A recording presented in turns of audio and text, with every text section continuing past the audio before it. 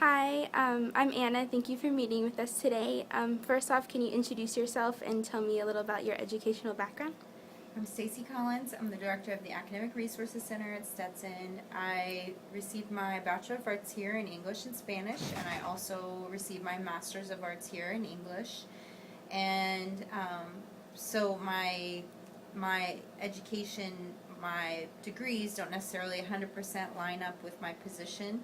So when I got this position, I did a lot of self-initiated education, reaching out to colleagues, doing a lot of research because this position has a lot of liability and responsibility. So a lot of the education that I need for this position about ADA 504 I had to do on my own.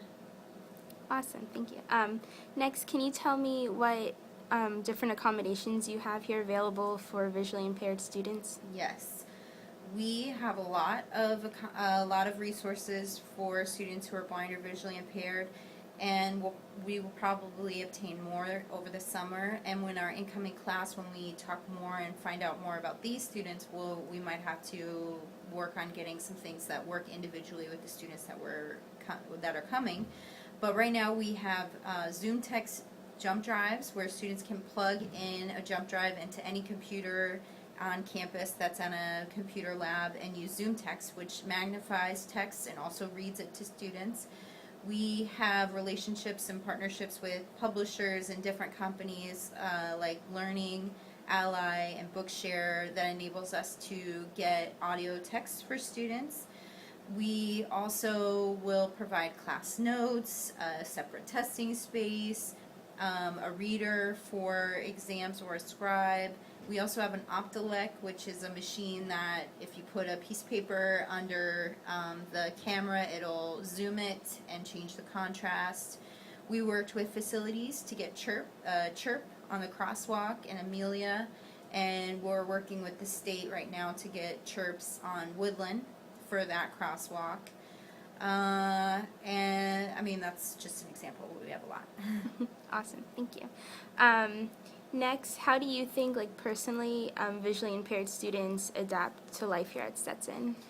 I think they face some of the challenges that every student, every incoming first-year student experiences when transitioning from high school to college, and that they had a lot of structure provided for them and supervision, and then they come here and it's a different world. But for students who are blind or visually impaired, they have the added kind of transition of the accommodations process, which is really different.